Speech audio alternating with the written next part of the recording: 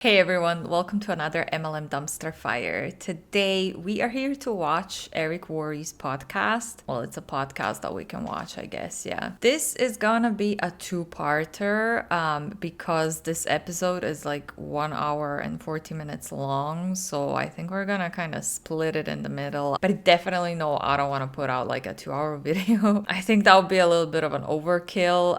But you can let me know in the future if you would like me to do really long ones in 2 parts, or if you want me to just, I guess, put out a really long video. Which one would you prefer? I have not watched this. I don't know what to expect. I've been told a few things by the person who sent me this, who I forgot to ask if they want to remain anonymous or not. Sorry about that, but you know who you are, a regular viewer. Since it's gonna be a lengthy one, let's just get into it. Don't forget to click the like and subscribe button if you'd like to support my channel in a free way. I don't know why I'm doing this with my hands. I didn't feel like recording today, but yeah, probably because it's Eric Worre. Not a fan of Eric. Yeah, let's just get into this. How many people on your team today currently?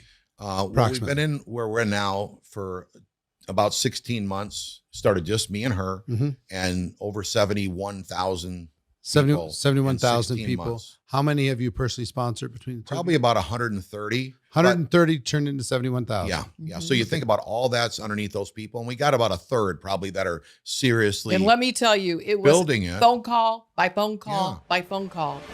Welcome to the Excellence Project. My name is Eric Worre, and today I have two network marketing superstars, Steve and Gina Merritt. These people have been around for 3 decades now. They've built big businesses, and they're going to share some of their story, some of their lessons learned along the way, some of the wisdom that they've gained in that experience. I think you're going to get a lot of value. So with no further ado, let's jump into my conversation with Steve and Gina Merritt. So Steve and Gina, how are you guys? Excellent. Thank you. Excited to be here, Eric. You just get in last night, this morning? Yeah, we just flew in late last night from Palm Beach, Florida. Nice. Thanks for coming all the way over to Vegas. Yeah. Thanks for having us. I'm happy to have you. Yeah. So we've recently become connected, recent friends. Yeah. But we've both been around a similar period of time inside of this profession. Yeah. So we'll kind of go do a back and forth. Right. Yes. What's the origin story? Where'd you come from, Steve? I'll ask you first, and then I'll ask Gina. I grew up in Wisconsin, water ski capital of the world. My dream was to be a world champion, ski on the U.S. Water ski team. So I came to Florida, started training down there, and that's where I met Gina. I actually found a ski school there and asked them, is anyone get a job here? They said, well, if you pay us $300 a month to work here, you can have a job. And then I said, hey, can you help me find a job to pay to work here? But little did I know that those coaches they were like the best coaches in the entire industry, taught me how to be a world champion. I actually went on to teach my daughter to be a 2-time world champion. So it was an incredible connection. So you're a world champion in water skiing? Yeah. Slalom? Yeah. What? Barefoot water skiing. Barefoot No water skis. We don't do it with no skis. Like, I don't like bindings. Oh my gosh. But that taught me a lot in this industry, because if you don't, everything doesn't happen overnight. It took me years to become a world champion. Not even until after we got married. So it was way before I even. We're only 2 minutes in, and I'm already like, I don't know what to say. I don't know where to start with this. This guy is a world champion, and he's comparing it to multi-level marketing. Like nothing happens overnight. Yeah, the fuck it doesn't. Sorry, I want to cuss less, but my work has been really stressful lately, and I've been cussing more than ever. So please excuse me. But the fuck it is. It is not the same thing. I can't believe that we're seriously starting off with comparing being successful in an MLM and being a world champion in something. Met her, I was training, but then went on there, and it was just an incredible ride. And it actually helps you through your life. Also, I forgot to say, since this dude is a world champion, that tells us why he's successful in MLM, because he's a world champion. People know him. He's kind of a celebrity, a type of a celebrity, right? Famous person, whatever you want to call it. So he's got a reputation. People know his name. Of course, it's easier for him to recruit a bunch of people. People want to work with him. People want to have any kind of contact with him. So yeah, that explains why he's successful. Life, that competitiveness especially. Right. I'm not a real people person. Yeah. I like to win, but if you have to learn to like people and communicate with them, I learned it.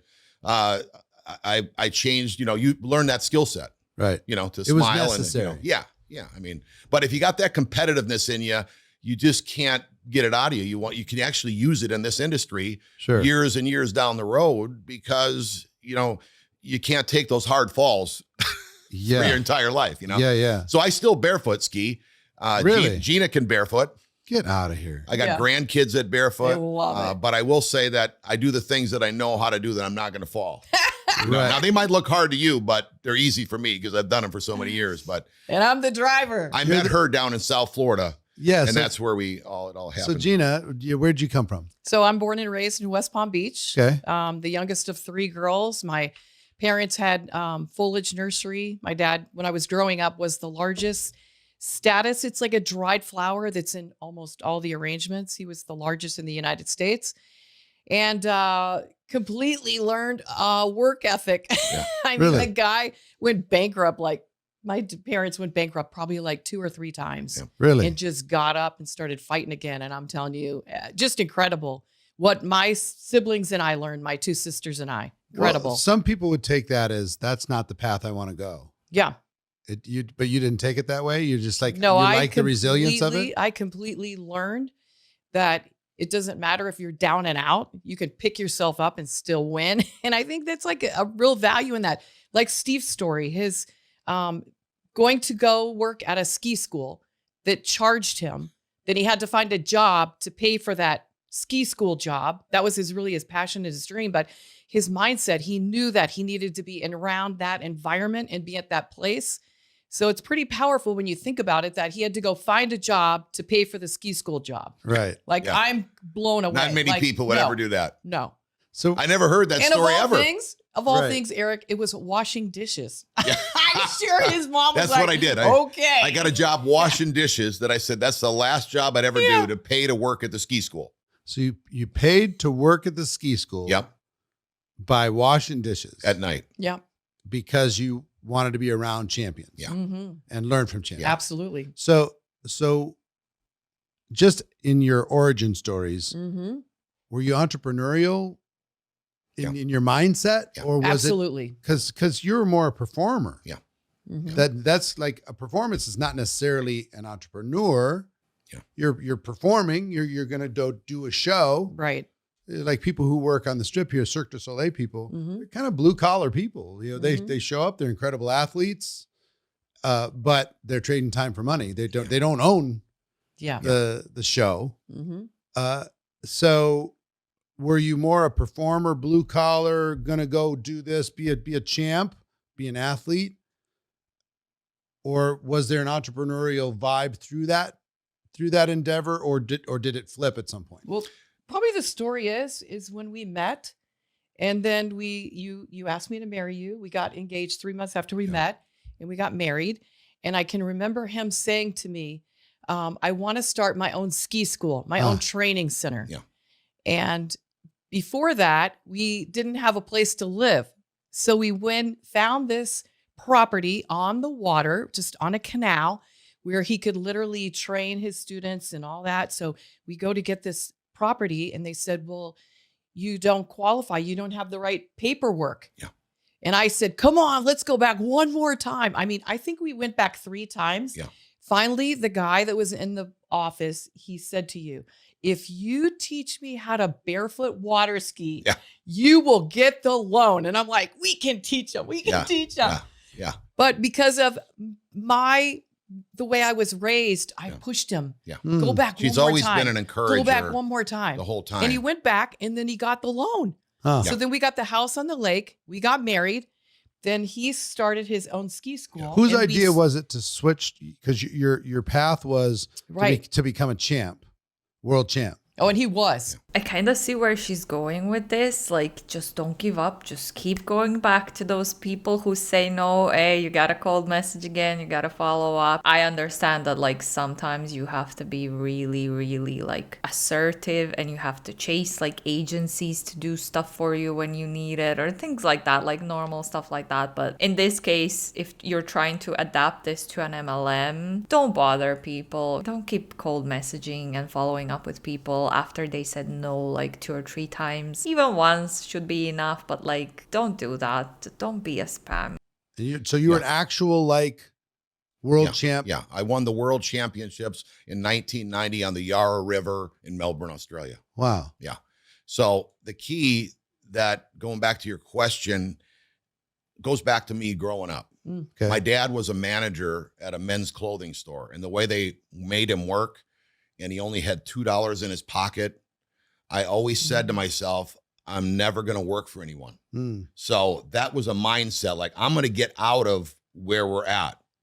And that was very different than what many people say. And even my... You know, as someone who doesn't want to work for other people as well, obviously, like you guys, the majority of you who watch my channel regularly, you know that I've been working really hard to like be a freelance and video editor and stuff. So I understand that. That's a fair point. Not everyone wants to work for an employer like that. But again, these are MLM people, MLM coaches. You going into an MLM, you're still working for that MLM. You still have an upline who kind of acts as like your leader, as your boss. You can be terminated. You're not your own boss. It's not your own business. There's nothing entrepreneurial about joining an MLM. And you have 99% of chances of never making any profit. There's other things that are more ethical and that are actually gonna bring you profit. MLMs are not the solution. Siblings, they kind of saw this as the norm. I said, no way. I am out of, I'm going to not work for somebody. So it was already thinking that. Then I worked at a ski school where I had to pay. Then I worked at some ski schools that I worked for. And I always said for years, they came from around the world to train with myself at schools before I had my own. Now, this is before I was married. And I told every year I'd say to them, because they'd come year after year, I'd say to them, I'm going to start my own. Sorry, I know I've been sneezing and itching my eye, but I forgot to take my antihistamines for like 2 or even 3 days. So now like I'm getting all kinds of symptoms. So excuse me, I'm scratching my eyes. Training center. And they'd always come back and say, how come you didn't start it yet? Just wait. So it wasn't until I'm about to get married, now I got a reason, your dream. I can't be working for somebody. I got to have my own.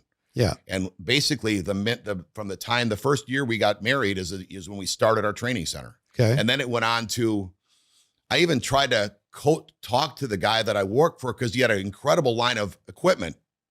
There's a lot of training equipment you need in water skiing. You grown up in the Midwest, you know as well. And I said, hey, I'm 23 or 22 years old. How about if I promote your equipment in my training center? He said, well, you got to pay us like hundreds of thousands of dollars. I said, I'm 22. That was like a really, I just acted like I wasn't interested. And then I went on to make my own. Really? So then we not only had a training center, we had our entire line of equipment, mail order company, business around the world. Okay.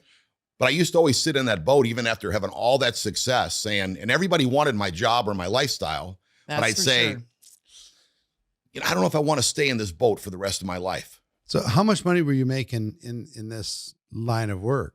Yeah, it was probably about $500,000 It's good business company. We and that's in the 80s and 90s. Yeah. Were you working together? Were you both working in the business? This lady's a Wonder Woman.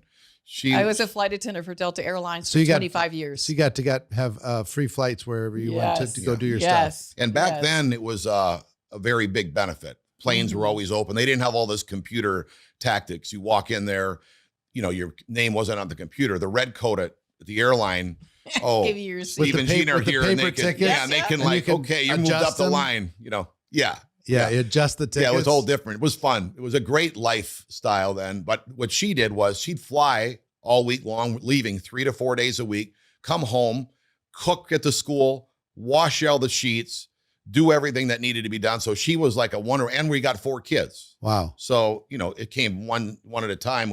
Flight attendant, 4 kids, plus a business. Yeah. Busy. Yeah. You had a lot of stuff going on. Yes. Yeah. So you stayed a flight attendant for how long? 25 years. Why?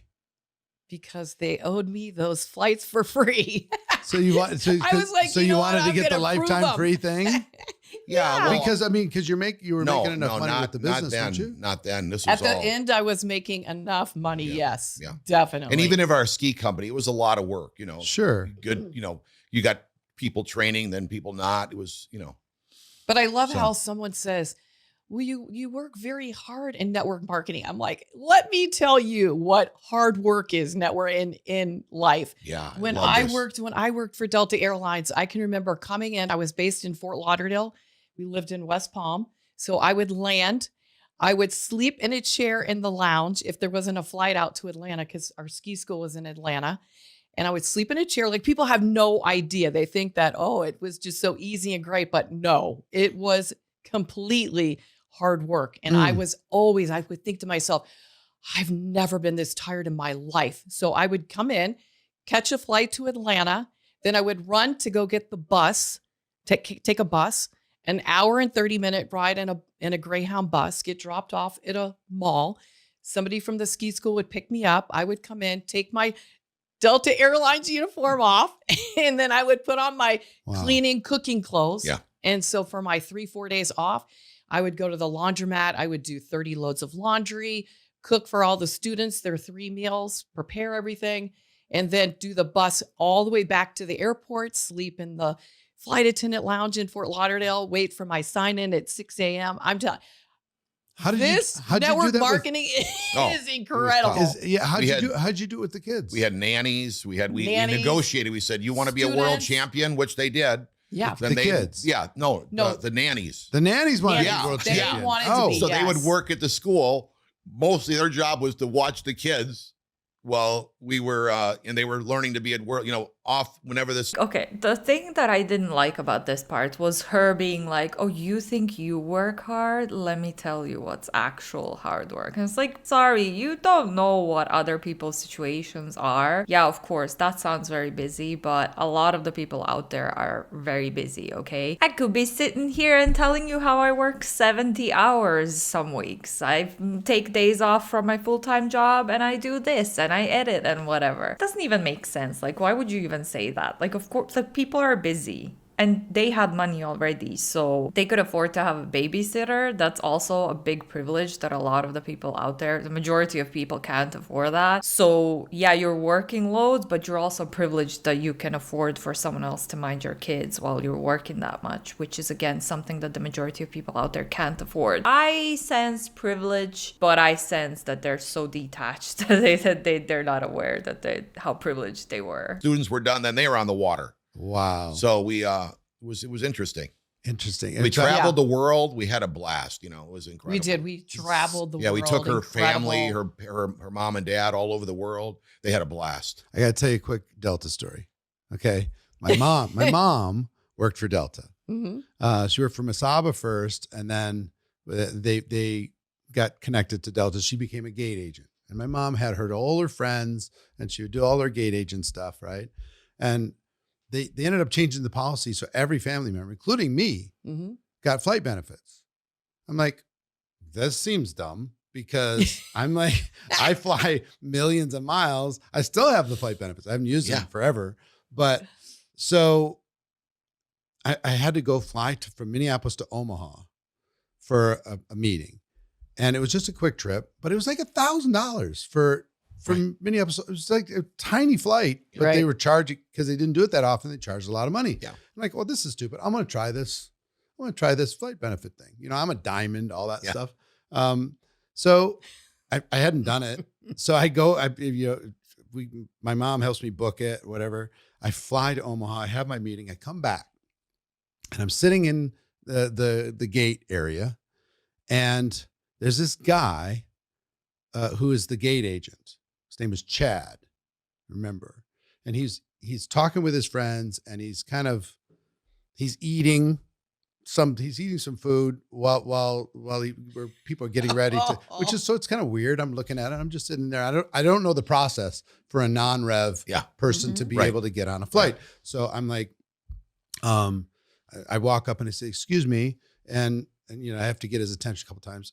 I'm a non-rev person. I've never done this before. Do I check in with you? Do I, he said, I'll let you know. Sit down. Go sit down over there. I'm like, okay. So I went and sat down, and he starts going through the boarding procedure. And there's an elderly gentleman who's probably in his late 80s who's sitting there. And he doesn't ask for people who need extra help. He starts asking the zones. And, I watched this elderly gentleman get up, and he's like zone 3 or something, and he struggles to get out of his seat, and he makes his way up to the gate and hands his ticket, and the guy looks at it. It's not your turn yet. Go sit down. Tells to this old guy. And with kind of a snarky look. Yeah. And first of all, he should have pre-boarded this guy. And the guy struggles to get back to his chair.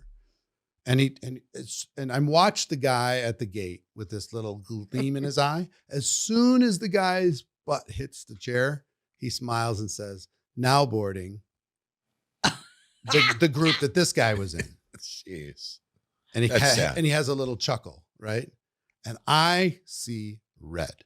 I see my grandparents. I see this is not good. I am pissed off. I don't say anything, but I'm not happy. And the guy never complains. He shuffles up, and the guy's kind of like giggling behind the counter.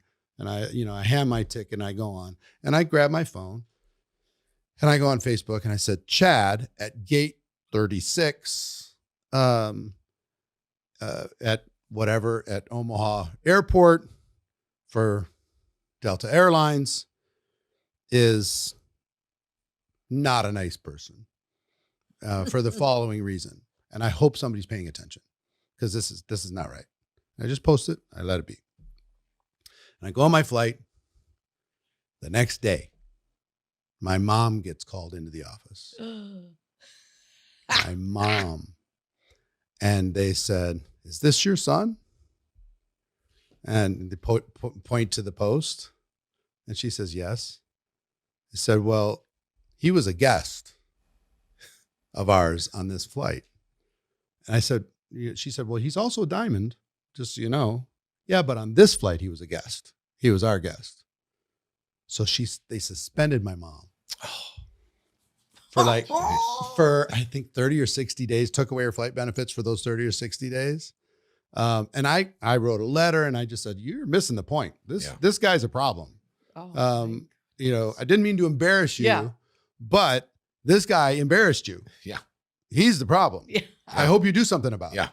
Yeah, we understand. So they did. My mom was so mad, and she had finally got to her retirement thing, so she could keep her flight benefits. Yeah. So she just said, when the suspension was over, she got her benefits back. She said, "You guys, see you later." She still flies. I feel like there's like a feedback and customer support and like management and stuff that you can contact directly rather than going through social media, which I guess a lot of people do that kind of stuff on social media nowadays. But this was in the past. Was it? I don't remember when he said, when was that? How long ago was that? But anyway, like if your mom works for them and you're using benefits through her work, you probably shouldn't do something like that, or like so publicly, to make sure that you don't harm your mom's job or anything like that. That's just my opinion. I wouldn't do that. I would not take it to social media. On their behalf, she's still flying. Yeah. But good for her. But anyway, that was my little Delta story. Everybody's got an airline story, right? Yeah. Back when we started, our first flight together, she's a flight attendant. We're going on our honeymoon. They're like, "If you want to sit in first class, you need socks and you need a tie." Because back then it was very prestige, in the 80s, Sure. So I went down. Luckily, it was one of them shops in Palm Beach in the airport that was like, not they are now. They're like, they had everything in there. Yeah. So they had a tie and some socks. I put them on and they let me sit in first class, but it was crazy. Yeah. Funny. So anyway, you guys are scrambling in 500 directions. Yeah. Yes. You've got a ski school. You've got your nannies that you figure out a way to make work. Yeah. You've got travel. You got 4 kids. Yep. At what point do you realize there's more to life than this ski school can give me? I don't think we were really looking at that point, other than I always said to myself in the boat. This was actually before I really was saying, I don't know if I want to do this forever, because I was really into it and we were like having a blast and we were young. Mm-hmm.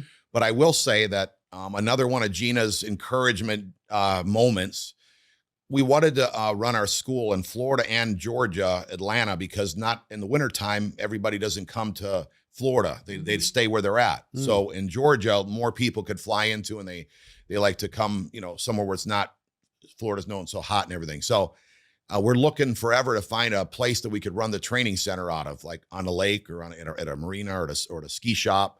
I couldn't find one. I was up there looking for weeks. I tell her I'm giving up, just like I did on the mortgage thing. I'm giving up.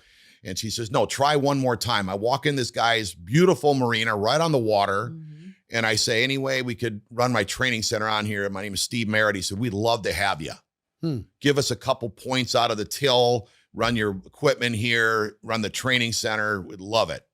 And it was a huge showroom. yeah, we were had having a the blast. whole entire showroom. And I respected this gentleman. He owned the marina. One day, out of the blue, he says, man, you and Gina would just tear up this business that me and my wife, Beverly, just heard about.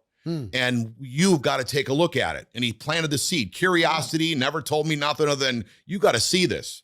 We'd never heard of network marketing. None of we're busy living our lives. Yeah. Never heard of it. I'm skiing on the water. This was 1987 or 88, somewhere in there. Same as me. That's when I got involved. So that's when he said it. And it went on for months that I'm saying to him, Jerry, when are we going to see this opportunity? Well, you and Gina got to be together, and Beverly's got to be, it's got timings, right? So months, I'm like, now I'm like, oh my gosh, as soon as I see it, I'm in. Whatever he's talking about, I want to, and finally we got together. And when he drew it out, the circles, I'm like, my eyes lit up, because I always said, he didn't draw a pyramid. one of the issues with barefoot skiing especially is who wants to barefoot ski. I need something that everybody needs. Right. I love franchising. So I want to be the owner, though, of the franchise. I don't want to buy a franchise. When he draw them circles, it lit up. From that point, I'd never look back as far as what the potential could be. Now, it was a big struggle to begin with. And I got a 3-year strategy to save all the young folks and anybody that wants to win faster for them from that experience. But when I seen it, I was like, oh my gosh. I said, get us one of them kit things right now. And he said, oh my gosh. He said, I don't have one. I'm like, we waited all this time. We're at dinner. You didn't bring one? Yeah. Go back to your house. Go get 2 of them, because I'm going to sign up my best friend as well. I just called up my best friend. Mike is like my brother, even though he's my cousin. I'm like, Mike, you're getting in business with it. We're starting today. Oh my gosh. And this guy, and then from then on, it just, we went from there. It took a little bit longer than I thought, because everyone that came to my training center, they were attorneys. They were business owners, owned crane shops, crane businesses. I mean, they had credible opportunity, big businesses to afford to ski with me. But they all said they were miserable. Like they all wanted you got the life. You're here in Palm Beach skiing every day, your own training center. You have got the life. We want to be you. So I thought, I'm going to save these people out of their misery. But the minute I drew the circles for them, they were like, oh my gosh, I wouldn't do that. Or what? I'm like, then you're going to stay miserable? I mean, I love what I do, and I'm doing this. So it wasn't like I was doing it out of desperation. I did it because I wanted someday to be free, but it isn't like I had to do right that minute. Yeah. What was interesting. But I thought that's pretty unique how the gentleman had me the curiosity approach, told me we'd be great at it. And we've ever since we've ever seen anything. He even said, you need to have Gina here. And you go, no, because I was flying. And you're like, no, she's on the same page as me. But trust me, I loved being a flight attendant. Yeah. I still miss it to this day. I She retired loves it. August 1st of 2008. I miss it to this day, like so bad. But I always knew when I was on the airplane, I thought there has to be a way out of here as I'm pushing the beverage cart, or I was back when I started. No answer, but thinking about Back it. when I started, do you they didn't miss? have meal carts. What do you miss? Oh, just the people. I could camaraderie? literally sit on the armrest and talk to a brand new family and become completely So connection with the them. customers. Yeah. with the, yes. Huh. And she- like back when little she- kids, people would be like, if this window opened, I'd throw my kid out. I said, no, you're not, because I'm going to walk him down the aisle and he's going to help me pick up. But I just loved it. And I knew that. She did. I always, like when you work for the airline, especially a flight attendant, you don't get to pick and choose who you're on, who your coworkers are. So you get, like randomly seniority. So I would think, oh my gosh, did I get some of the laziest girls? And I would be the only one up and down the aisle. But I thought, there's got to be a way out of here. There has to be something better. even though I still loved my career. Of course, there are ways out of there, but not MLM, right? I mean, we know why it worked for them. Obviously, she's super friendly and outgoing and whatever, approachable. This guy had a name for himself. He had his own small business where he had a lot of connections and people that he recruited, saved, as he said. But my God, it's just, these two people. So my mindset was thinking that every time, and I never really communicated it with him till he came and said to me, Jerry offered this opportunity. Yeah. We need to look at it. We can make blah, blah, blah. And We I'm were all like, there yeah. together. Also, her point there, it was like, oh, you can't pick your coworkers, or you can never pick your coworkers. Even if you work in an office, obviously you get a job in an office, and then whoever's there or whoever new comes along, you're not the one that picks them if you're an employee, unless you're a manager or something and you do the interviews and you have a say in who you're gonna hire. But like, that was such a weird point of like, oh, you can't pick your coworkers, and you can do it in MLMs. Yeah, you can do it in MLMs. The only difference is people in MLMs are taught to recruit as much as they can because the majority of money comes from recruitment. So you still don't pick and choose your coworkers because you're going to try to recruit anyone and everyone. I mean, these two people have like 71,000 people in their downline, which is insane. Did you pick and choose all the 71,000 people as your coworkers? When he showed it. And I will say that even when we were like rocking it in networking, you know, completely rocking it. Okay. She still wants to be a flight attendant. So we would have to go to a convention, or we earned a free trip somewhere, you know? So you're not supposed to do this, but she'd say, can you take my trip? No, I can't. For $200, can you take a day? 200? No, for 500. I mean, I forgot what. We'd be sending cash everywhere just so she could keep her job, and we got all these people working for her during her hours, which is very Like fun. when we had a It was crazy. convention or Yeah, but So, I mean that's how it was. We don't normally talk about companies, but what was the first company? Amway. Yeah. Yeah. Wow. Yeah, and I it was just had a everybody else heard about Amway except Gene and I. We never heard of it. I had a conversation with one of the Jaegers last week. Yeah. Oh, yeah. And we're gonna have another conversation next week. But so this is a good training ground. Yeah. Right. You're working hard. Excellent training ground. Yes. Building this thing. I want to circle back just for a second on the airline thing. Was it a combination of the people and also kind of once you get the seniority and you're kind of at the top of the pecking order, that you don't want to give that up because it is kind of nice. It feels nice to be able to have the privileges that come with that. Absolutely. Is that a piece of it? Absolutely. Interesting. Yes. And we love to travel. So I think that with me hanging on, you just never know what life's going to throw you. So we knew we always had that flights for life. Yeah. I mean, come on, Go look at somewhere. her. Kids even She's have it. It's born to be a flight attendant. Look at that look. I mean, right. I mean, when she was a flight attendant, they had to wear exactly 3.5, am I right? Inch 3.5 inch heels. If you did not, and you could not wear them, the only time you could not wear the high heels was pushing the food cart. So up and down every concourse. Didn't they also have weight requirements back in the day? She had to weigh in. Oh, yeah. She had to have her hair perfect, her makeup, her nails. So she loved, even though she was I hope I'm going to wait. She knew she could get the weight check and everything, but they didn't, maybe that was a little thing that she loved too. But she did it so long ago that we had beepers. They would beep her and then we had to stop whatever we're doing. We could have been in church, the beepers going off. Everyone's got to get out, Remember, what was it? What was the pager? It was like nationwide pager. Yeah. What was it called? I don't remember, but I remember being in church and that beeper. Yeah. Oh, you're kidding. We got to go. Yeah, the pager days, man. But I will tell you that what I can save some folks 3 years if they want. Took us 3 years to hit a rank. Maybe it was called gold or something like that. 3 years of struggling and working hard. Okay. And we had a great upline. He was a pediatric adult neurologist. This guy was top of the top, and he's running around me, a barefoot skier that negotiated his way out of high school, right? So we're going to places, but we're showing cousins, we're showing broke flight attendants and broke water skiers. No one else had their own company. So, but that was our mindset at the time. Look for needy people, look for people that, easy to call. So we were one day after all the tapes and all the books and all the Mhm. conventions that we went to, Lots. getting our confidence, or maybe I should say mine, because she was always confident. She says, why don't you call the dentist that I used to work with? Because when I met her, she was a dental assistant. So I called the dentist and say, hey, remember me? You came to our wedding, Gina's husband. Yeah, come on over. If he didn't sign up at that moment, right then, say, hey, I got another dentist we need to go show.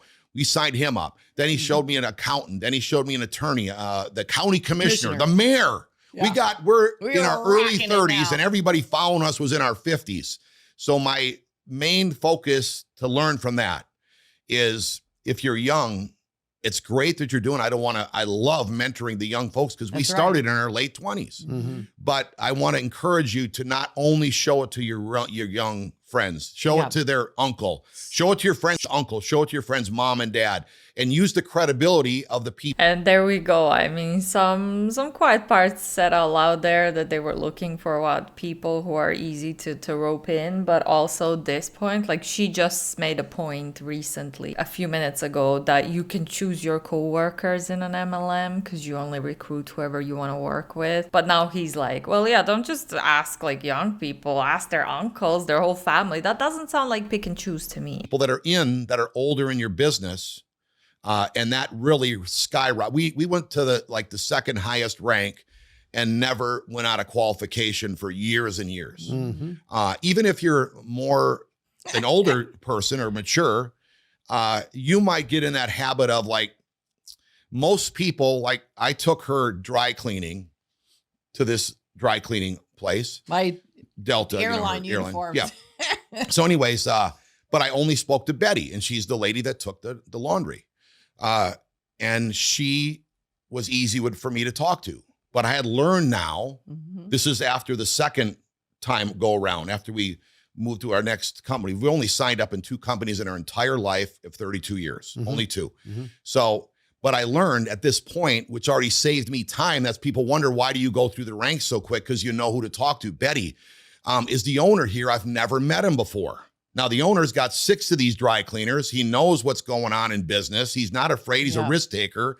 Betty's easy, and I'm not trying to prejudge or take anything away from her, but let him sponsor her if he wants to. Who's the owner? And I said, Mhm. hey, Scott, is there any, this is a shot in the dark, but I'm onto something big with some business owners. I've been talking to a lot of them. They all say they love what they do, but one day they'd like to sell it, but maybe they could get a way out of here one day. You ever think of that? But you need to have an income that's coming in even when you sell your company. I think of it all the time. What do you got?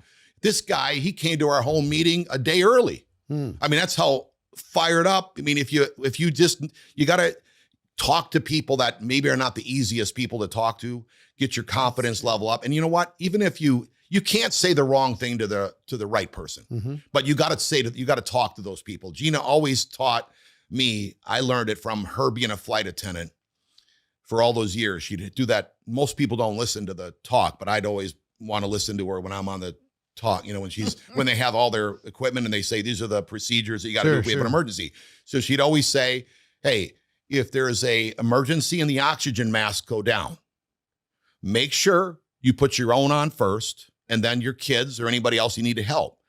And that's why I think a lot of people, I've always used that in this industry. I'm going to put the oxygen mask on me first, then I'm going to go try to help all the needy people or the people. Sometimes you just want to pay them money. Yeah, I'm not saying you're paying them not to be on your team, but I'm just saying that you might have to just donate money to them, because how much of a project can you have? I mean, seriously, you want to help. Yeah. You got to help your own family first, and then you can bless other people how you want. But a lot of times people get in this needy mode and they're only looking for limpers or needy people. Like if you're in a wellness business, they're looking for limpers, but the only people going across that stage are people running. There ain't no limpers. Yeah. You know what I mean? Because you're in a wellness product, you think you need someone that's got some ailment or something, but realistically, the people winning don't have any ailments. Yeah. So you're mesmerized. Somehow you got the wrong thing because you got such a great product. You might have a really, really unique product, but you're looking for people that are go-getter. They're not afraid. And that's by you putting that oxygen mask on yourself. You're going to go find people that really want to get out of their their weight. And who would have thought it's interesting. Honestly, like listening to this guy, I'm kind of wondering, like, how the hell does he have such a huge downline? He's so rude. Vulnerable people are needy and whatnot. Like, he just compared kind of, I said, that's how I got anyway. You can let me know down below if your interpretation was different, but like vulnerable people are needy and easy to recruit, and you need to go for those that you think might say no and things like that. That's such a weird thing to say, considering again that they have 71,000 people in their downline. I highly doubt that there's no vulnerable or needy or weak people in their downline. But also, like, I get his point, I get where he's coming from, but this is just wild to me, like that he's just saying all these things as if it's I don't know. I find that very rude. I don't like it. Interesting how there was very negative flight attendants on the plane. And here you got a gal that's positive, and she's like, the guy you ran into. Yeah. Here's a gal who's so fired up. You would think she'd be the last one looking to get out of what she's doing because she loves it.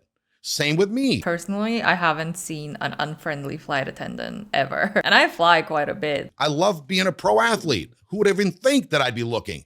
Point is that's a very good message for everyone out there to think. The people you don't think would ever do this are the ones that are looking the most usually. Yeah, they'll never tell you. No. They won't share their weakness with you. I'm trying to get, because you say you struggle connecting with people.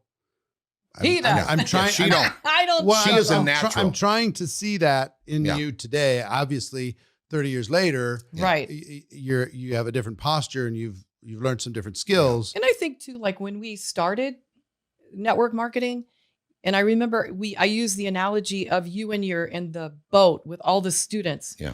And he'd be like saying, oh, it's hot. We got to get done. They're tired. And I'm like, listen, if you twist it and you make these guys have so much fun in the boat, they'll all come back. Mm-hmm. Guaranteed, without a doubt. Yeah. They're all obsessed with being you. Yeah. They're obsessed with being the best on the lake, for the next year. And people save so much money coming to him. Hey, I got to tell you a funny story. When I first met her, I'd put her in the boat with me. And she was laughing so hard. Every time I brought her in the boat, she could not believe people paid me to put him through that much abuse. This guy I'd paid have to stop her. $1,000? I'd have to stop her and say, hey, you can't stop. You got to stop laughing because I'm not going to have any more return business if you keep laughing at every time they do a face plant. Yeah, like I can't believe they pay you to do this. But when he shifted to having the fun in the boat, I think he realized that, I got to get a little bit more into the people. This is what they're paying me. I mean, some guy would pay him $1,000. He came for like 3 days. Yeah. And he was like some surgeon. He even flew on his private plane. Yeah. And the guy, I mean, the face plants he took, I thought, wow, how would someone ever in their life? But that was their sidekick. They loved it. They're obsessed with it. Well, growing up in the Midwest, they wanted to be the hot dog on the lake. Yeah. So not only did I teach, which I taught a lot of world champions, but that was more like the parent sent the kid to be a world champion, and we teach them. But there was a lot of like a dentist. I'm sure you can tell by my face expressions by now that I'm not impressed by any of these stories or any of the stuff that these two are saying. Yeah, I'm gonna leave it at that. The tricks, if you ever seen it, you put you barefoot ski. Mm-hmm. There's a leather strap on the handle. You stick it into your teeth, and you let go with your hands. Lift up one foot, take a picture, and put it on the dentist. The dentist wanted that in the back of his, chairs that he worked on the people because he wanted that photo. Yeah. But someone had to teach him. So that's like, the tricks. But I think going back to your question, that competitiveness of like, hey, if I got to learn how to do this, I can do it. To start talking, to open up my mouth. I put my dream ahead of me. Mm-hmm. So like I can remember one of my best guys that I've taught him to make $5 million. And now he's already a $1 million earner in this new venture we just started. And the way I met him was I was sitting at my son's batting practice and the coach was there. And I was like thinking, well, I should talk to this coach. I need to talk to the coach. But if he says this, what if, and I got to say this, and what if he says that, and I got to say that? So I'm like sweating. So I'm just I'm going through exactly how I feel. This is still to this day sometimes, but I know if you just put this one thing before I finish, action cures fear. If you just open up your mouth to anything, at least you get the ball started. And I say, hey, Chad, you got to take a look at something. I'm not sure, you're a coach and I'm a coach. I found about this product. You would be incredible at it. And it really can bless people with any kind of ailments they got. So this guy, the next student he has after I leave happens to be my friend Mike. And Mike's son can't pitch because his shoulder's bad. This guy heard what I said, tells him you should try this because this guy just came, says about his shoulder. Next thing you know, Mike comes to one of our meetings and he's making millions now with us. So, you know, the coach never did nothing, but he led me to the guy that did something. But you see, because of my thinking now, there's two things that was going through my mind. One is my dream is to at least have the opportunity to bring Gina home from work if she wants to. And if I don't open my mouth, I'm not going to be able to bring her home. That's right. The second thing going through my mind is I got to go home and face this woman. And she's going to say, did you talk to the batting coach?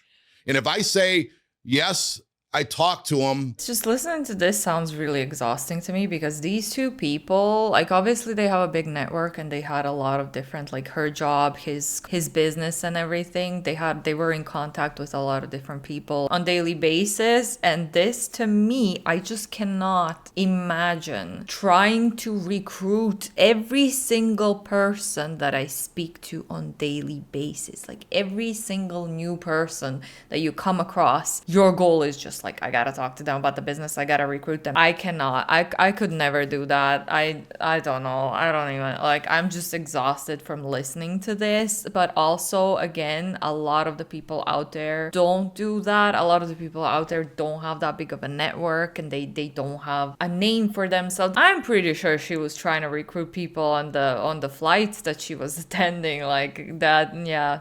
I would not like that. I don't like the sound of that at all. Then I'm her hero. Woohoo! So that's why, no matter what he said, if he had an excuse or not, I just wanted to be her hero. So I know that if I put that, if you got somebody at home that they're not going to be it in a negative way, but you could hear her positive encouragement, but she'll also call you out if you're not doing it. So in a loving way. So point is she's got other ways to encourage. It's not that difficult. She's got other ways to encourage men to do the thing to teach the women. She just taught a lady. You got to hear this. This is an incredible way of this. She encouraged me that I found incredible, rock solid business people in our business from this one little bit of encouragement. It's way out of the. How do you help this gentleman to pick up the phone, to step into a higher version of himself, to do the thing that was uncomfortable for him?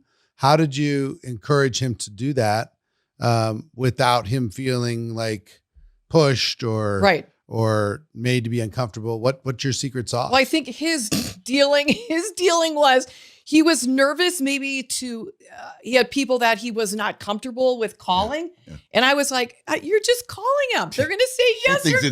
Stupid. What's the big deal? So I would tell him, listen, did you call such and such? No. And I said, okay, well, if you go call them, I'll be here waiting on you. I was in bed. I'll be here waiting on you till you come back. And then he'd come back and he'd go, they're coming to our meeting. I said, yeah. Then I said, okay, now what about such and such? And he'd get up out of bed. I said, I'll be here when you get back. So I have this precious girl. So you're trading sex for him. Absolutely. Absolutely. I'm working it. Come on. We just had a couple hit big rank after the lady said, my husband's not doing anything. She gave him the same advice. She said, bam, I just don't know. I just don't know what to do. I just am really struggling with him getting on the phone. I said, come here. Her and I go to the side. I said, listen, do you know how to work it? And she goes, work it? I said, yeah. I was warned about this part, but even though I was warned about this part, it still caught me off guard. I'm so uncomfortable. Oh my God, I'm tearing up. I'm a very private person and I cannot imagine saying things like that. Fair to you, girl. You know, you find ways to motivate your husband, whatever. But do we have to know that? Do these things have to be said in a podcast for everyone to listen? Like I'm never gonna understand that. I think this is the most uncomfortable that I've ever been watching one of these videos. Work it. Have him make the call and tell him, I'll be here when you get done with the call. I'll be waiting for you in bed. I said, he will make that call so fast, boom, he'll be in bed. And she goes, oh my gosh, that's genius. I love it. I love it. Now you see why we're moving everybody through the ranks, Eric. Do it. And I'm wondering why you only had 4 kids. It's just like there's a lot of calls he had to make. Yes. Well, we both make the calls, but yeah. So, But I had to encourage him. Yes.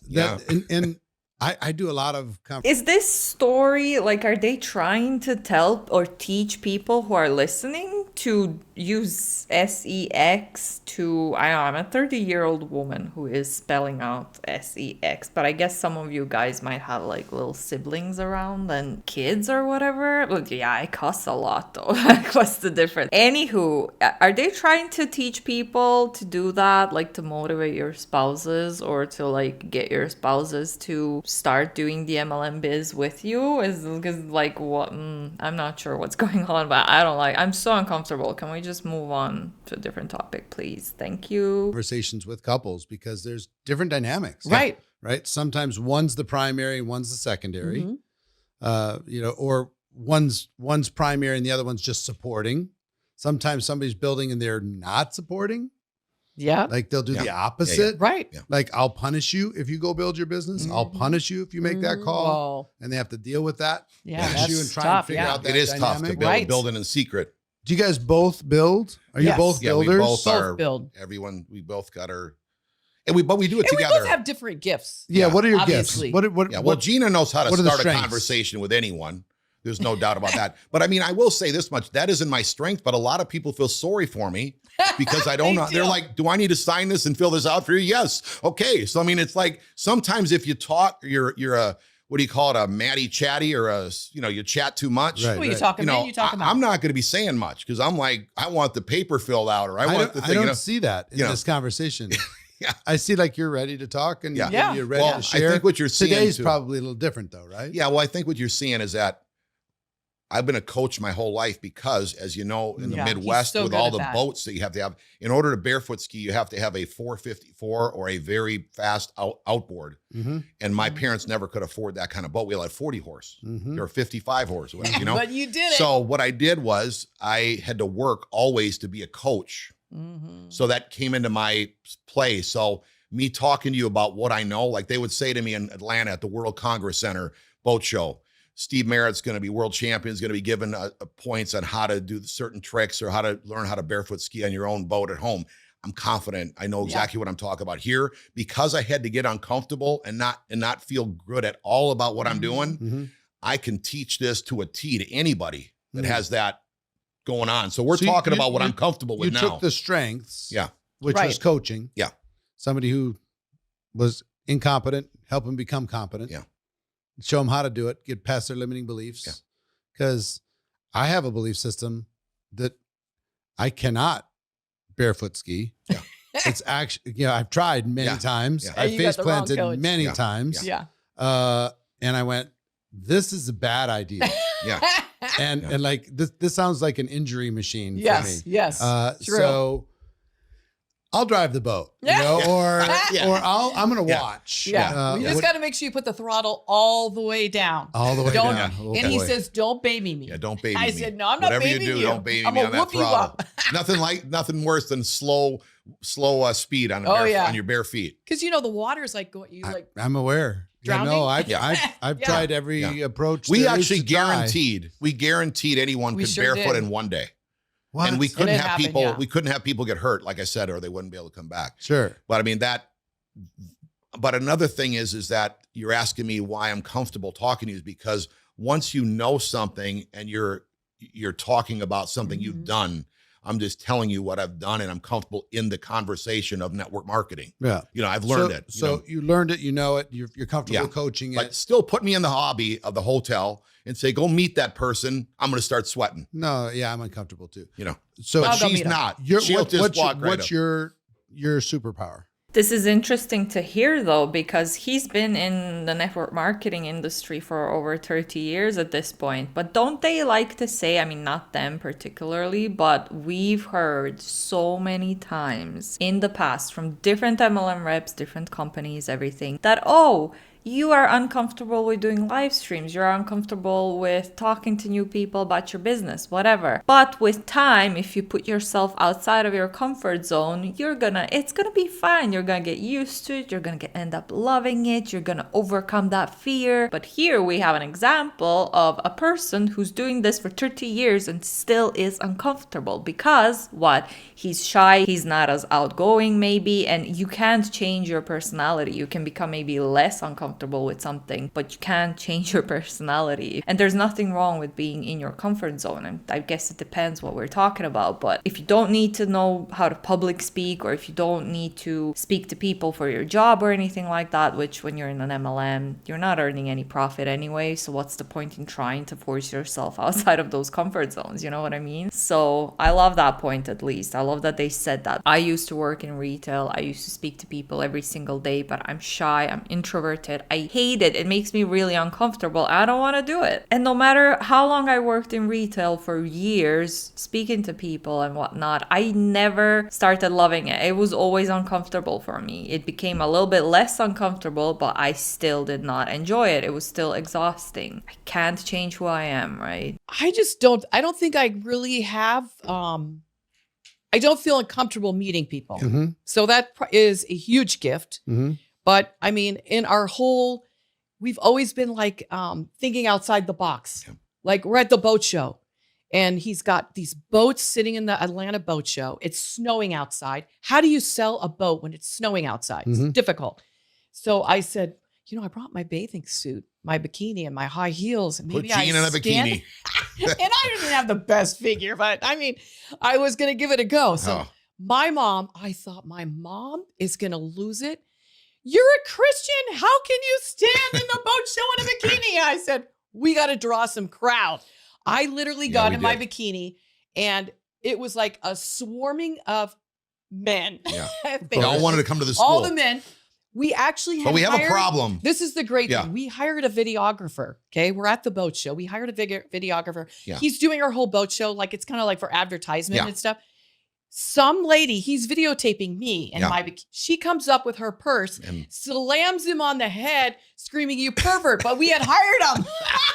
I mean, we got some good stuff. Yeah. My parents go to eat, and it's like up in a loft, really up high. There, And my mom and dad said, "We weren't really happy when you did this, but we see what the crowd drew." So you're willing to do stuff. Yeah. You're willing to go outside of the box. You're willing to get uncomfortable. But she's a very big encourager. I mean, she'll encourage everybody. If you don't have a person encouraging, I'm more of a competitor. I'm like, what the heck are you doing? But I'm very competitive too.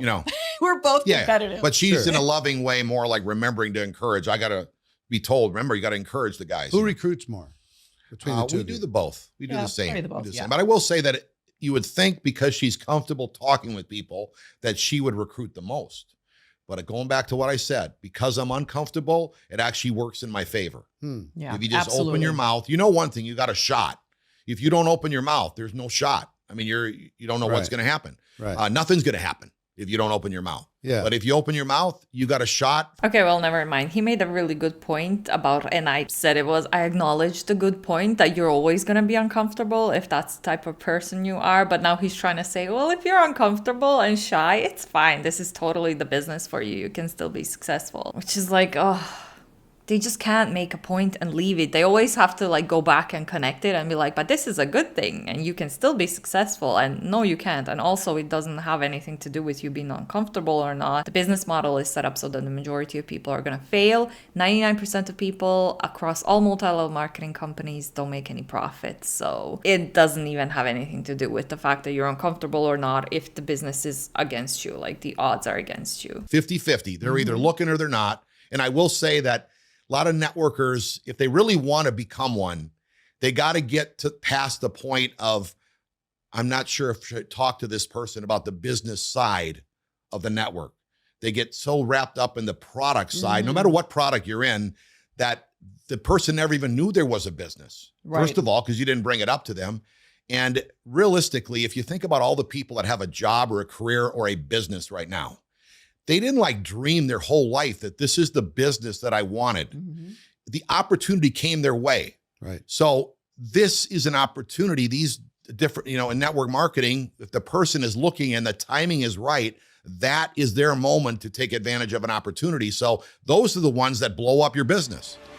Hey there, just a quick interruption, especially for network marketers.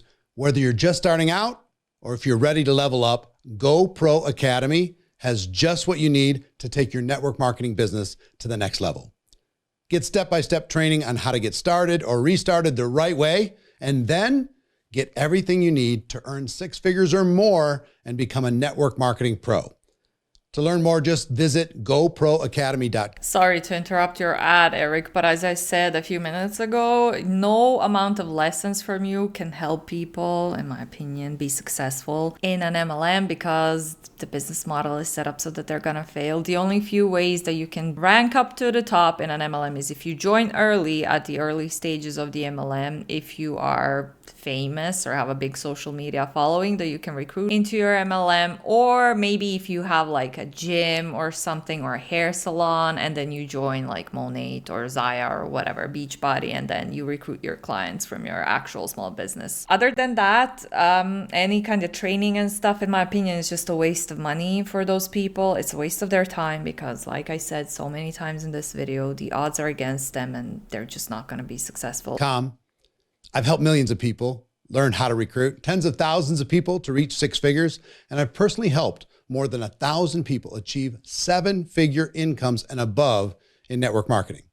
I can help. This is something that Julie said in one of her videos about Eric, and I'll never forget that. Like, he literally, I think she counted the success rate that he has, and it's really low. It was like maybe 1% or 3% or something like that. And he just said it like he's helped millions of people. He's had millions of people who bought his courses or books or whatever, but only a few thousand are successful out of millions of people. Seriously, that's not something to brag about. That does not sound good, Eric. I can help you too.